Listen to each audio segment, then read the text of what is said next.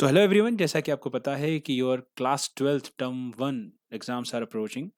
और आज हम डिस्कस करने वाले हैं उसका सिंपल क्वेश्चन पेपर जो सीबीएसई ने अपनी वेबसाइट पे डाल रखा है 2021-22 के लिए। तो आप सीबीएसई वेबसाइट से जाके जो सिंपल क्वेश्चन पेपर है डाउनलोड कर सकते हैं। इसकी मार्किंग स्कीम यानी इसके आंसर्स भी अवेलेबल हैं।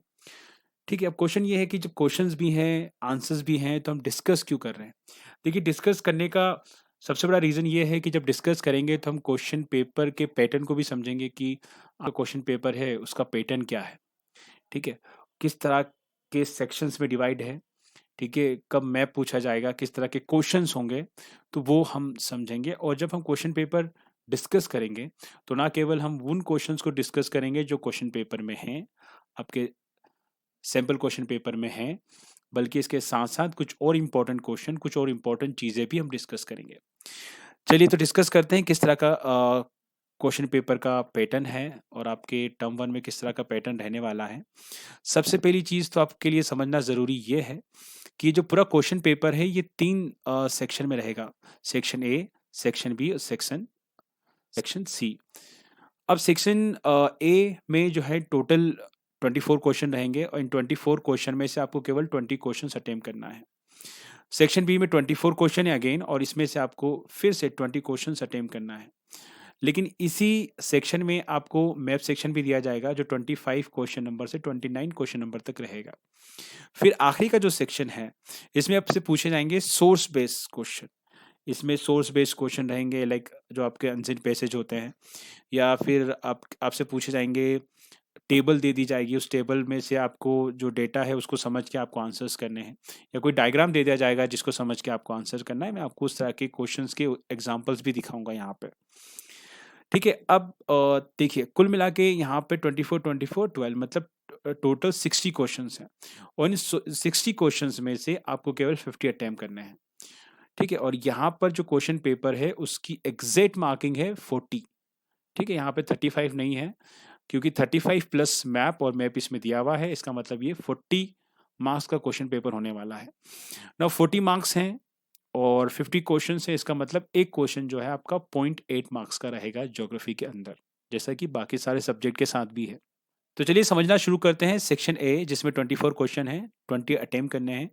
सबसे पहला क्वेश्चन इसमें यह है that which one of the following union territory has the highest density of population.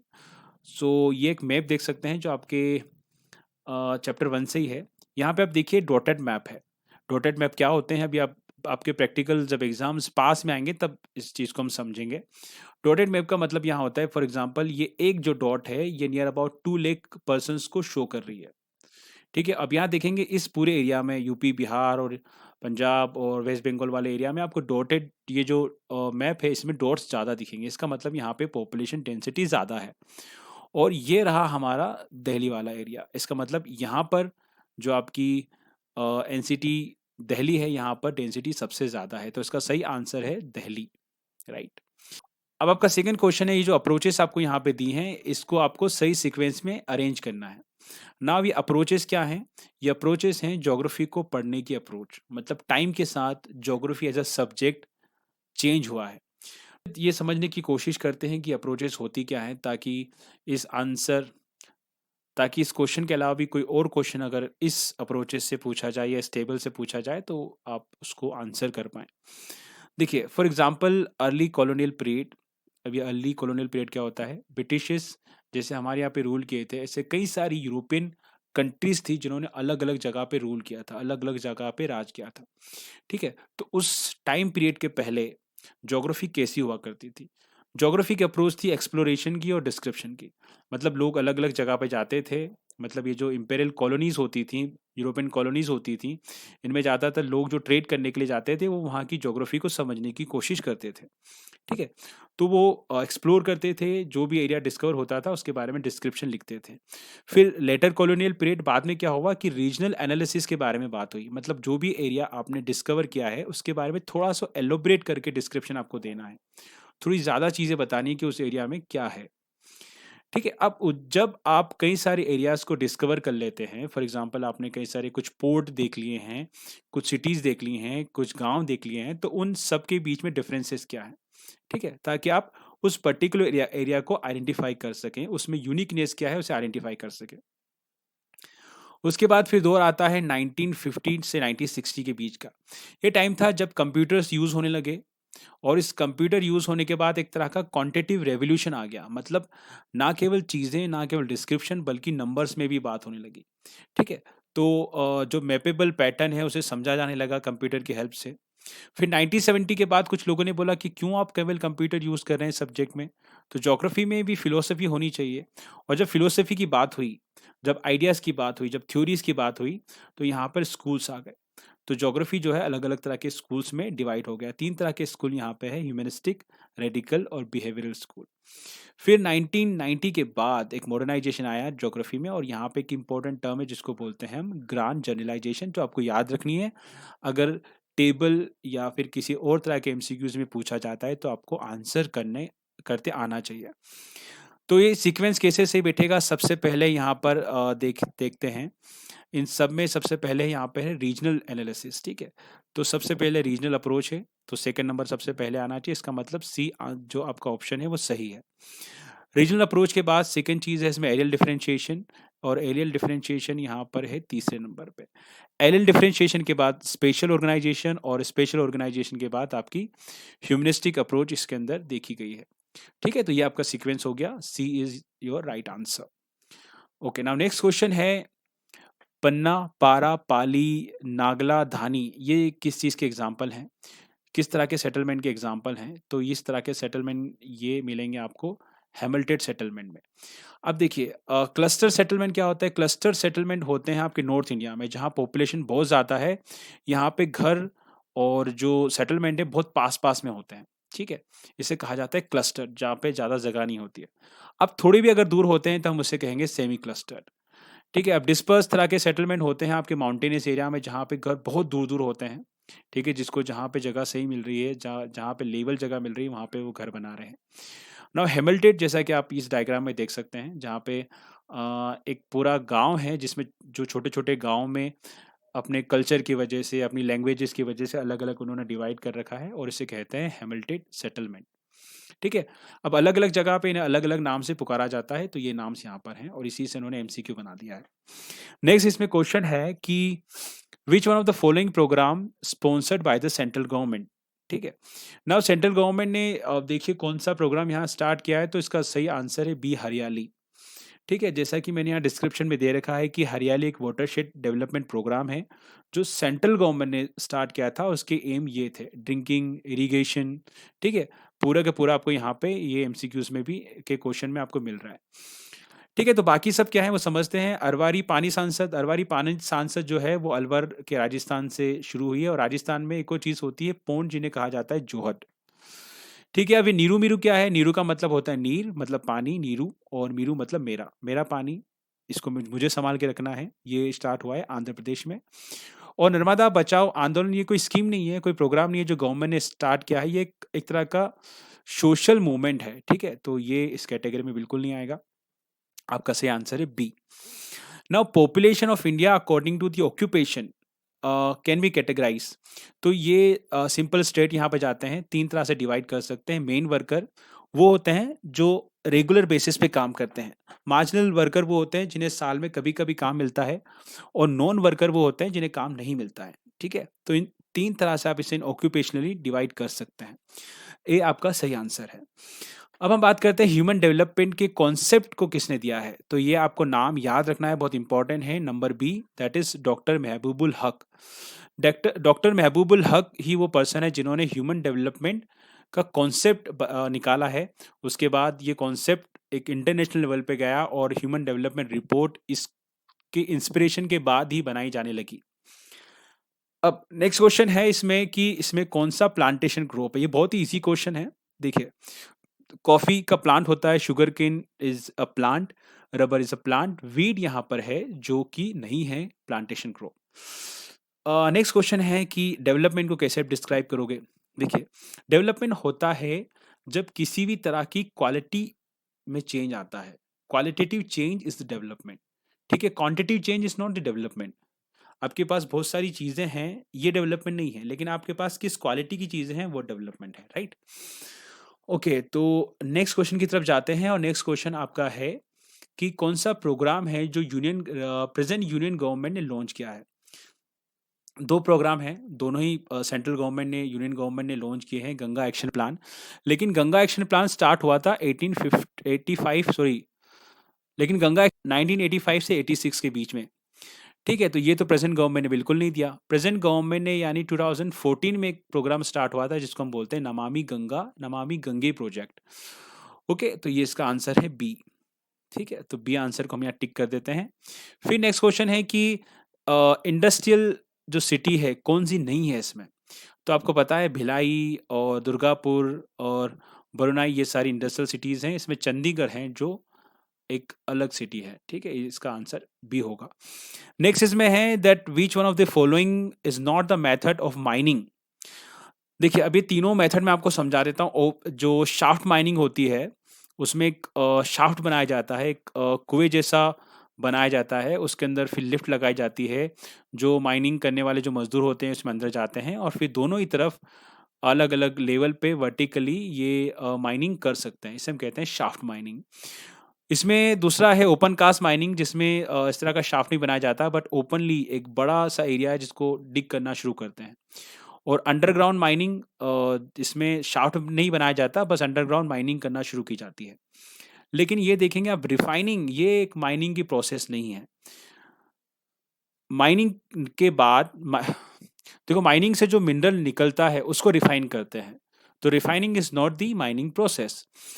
Okay, next question की तरफ जाते हैं। 2011 में, 2011 के अंदर जो आपकी अर्बन पॉपुलेशन है उसका परसेंटेज क्या है, तो वो आपको याद रखना है, पहले वाला है 31.16। ओके, तो नेक्स्ट इसमें है कि जो सेंसस ऑफ इंडिया हुआ था, according to that migration is enumerated on which of the following basis। तो इसका आंसर है C, place of origin and place of residence. मतलब आप कहाँ से आए हो और कहाँ पे रह रहे हो, इन दो बेसिस पे ही आपकी काउंटिंग या आपका सेंसस होता है। जब सेंसस करने वाले आते हैं या काउंटिंग करने वाले आते हैं तो ये पूछा जाता है कि आप इसके पहले कहाँ रहते थे या अभी आप कहाँ पे रह रहे हैं। ये दो चीज़ें आप सेंसस में आपसे पूछी जाती हैं।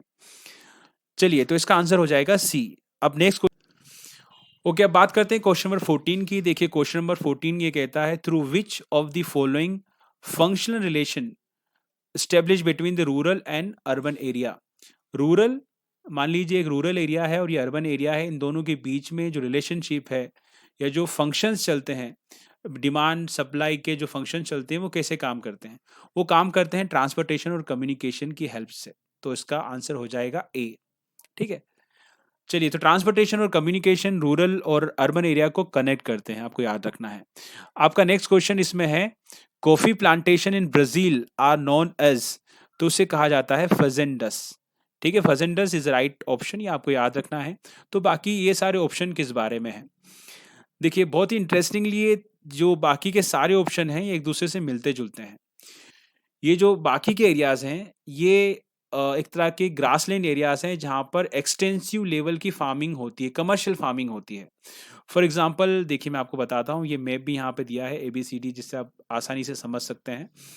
यूरोप में जो ग्रासलैंड है जहाँ पे एक्सटेंसिव कमर्शियल ग्रेन फार्मिंग होती है उन्हें कहा जाता है स्टेपीज। नॉर्थ अमेरिका में आप यहाँ पे देख सकते हैं बी ऑप्शन पे, जहाँ पर एक्सटेंसिव कमर्शियल फार्मिंग होती है, ग्रासलैंड है, जिन्हें कहा जाता है प्रेरीज। अर्जेंटीना के इसी एरिया को कहा जाता है पंपास। साउथ अफ्रीका में ये जो एरियाज होते हैं इन्हें कहा जाता है वेल, यहाँ पे आप ऑप्शन डी में देख सकते हैं। और ऑस्ट्रेलिया में इसी तरह के एरिया को, इसी तरह के ग्रासलैंड्स को या इसी तरह के एक्सटेंसिव कमर्शियल ग्रीन फार्मिंग वाले एरिया को कहा जाता है डाउन्स। न्यूजीलैंड में इस एरिया को कहा जाता है कॉन्टेबेरी प्लेन्स। तो ये सब भी ऑप्शन आपको याद रखना है। ज़रूरी नहीं है कि ये जो सैम्पल क्वेश्चन पेपर हैं इसी में से कुछ क्वेश्चंस हालांकि आ भी सकते हैं या नहीं भी आ सकते हैं, लेकिन आपको बाकी क्वेश्चंस के लिए भी तैयार रहना है। नेक्स्ट इसमें क्वेश्चन है who among the following is related to capability approach. तो कैपेबिलिटी अप्रोच दी थी प्रोफेसर अमर्त्य सेन ने। Now professor Amartya Sen is economist, ये इंडिया के थे। जैसे डॉक्टर महबूबुल हक आपके पहले ऑप्शन वाला जो जो पहला ऑप्शन है डॉक्टर महबूबुल हक का, इन्होंने क्या दिया था, ह्यूमन डेवलपमेंट का कॉन्सेप्ट। और इन दोनों को ही, महबूबुल हक जो पाकिस्तान से थे और अमृति सेन जो इंडिया से थे, ये काफ़ी अच्छे दोस्त थे, जैसा कि आपकी बुक में भी बताया गया है। ओके, अब बात करते हैं क्वेश्चन नंबर 7 की। Which of the following areas of our country are deficient in rainfall and are drought prone. तो ड्रॉट प्रोन की बात करें या वाटर डेफिशिएंसी की बात करें, तो नॉर्थ ईस्टर्न पार्ट में, या हम कहें गंगेटिक प्लेन में या ब्रह्मपुत्र वैली में तो रेनफॉल अच्छे से होती है। केवल डेक्कन प्लेट्यू है जहाँ पर इन सब के कंपैरिजन में रेनफॉल कम होती है। तो B will be the answer. Now which of the following colonial superpower had monopoly over the sugarcane plantation in Indonesia? अब देखिए, जो यूरोपियन कॉलोनीज थी, जिन भी कंट्रीज ने, जिन भी यूरोपियन पावर ने कॉलोनीज बनाई थी, तो अलग अलग जगह पे अलग अलग तरह से वो एग्रीकल्चर कर रहे थे। फॉर एग्जांपल यहाँ पे है फ्रांस, तो फ्रेंच कोकोआ और कॉफ़ी का प्लांटेशन करते थे वेस्ट अफ्रीका में। ब्रिटिश ऑफ कोर्स हमारे यहाँ पर और श्रीलंका में उनके टी गार्डन्स थे। रबर प्लांटेशन थे उनके मलेशिया में। शुगर केन और बनाना प्लांटेशन वो करवाते थे वेस्ट इंडीज़ में। स्पेनिश और अमेरिकन जो पावर थे, उन्होंने बहुत ज़्यादा इन्वेस्ट कर रखा था कहाँ पर, कोकोनट और शुगर केन के लिए फिलीपींस में।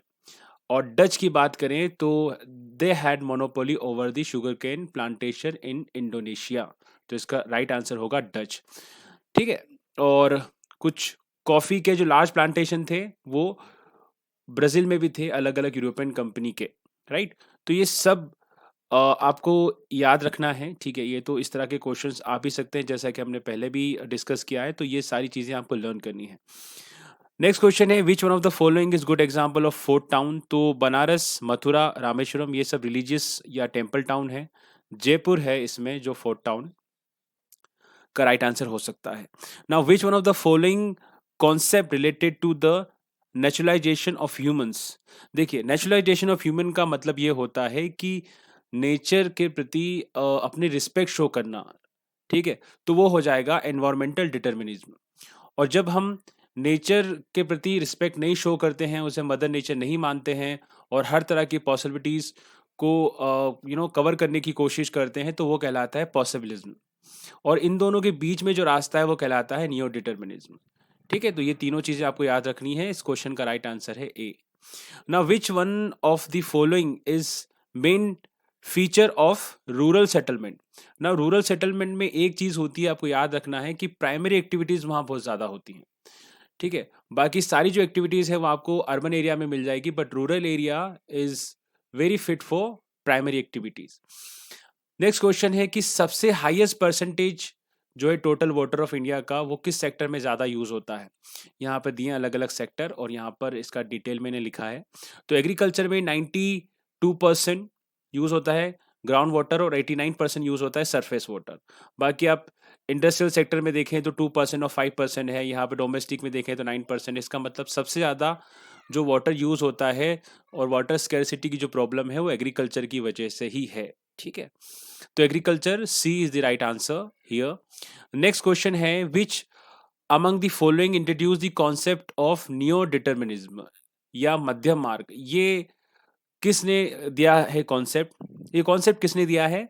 तो B is the right answer. 24 का आंसर आप लोग मुझे बताइए कमेंट सेक्शन में, और मुझे बताइए कि वीडियो के आपको कैसा लगा, और मुझे बताइए कि वीडियो कैसा लगा आप लोगों को, लाइक करके, सब्सक्राइब करके और कमेंट्स करके। ठीक है, तो मिलते हैं नेक्स्ट वीडियो में। Thank you so much.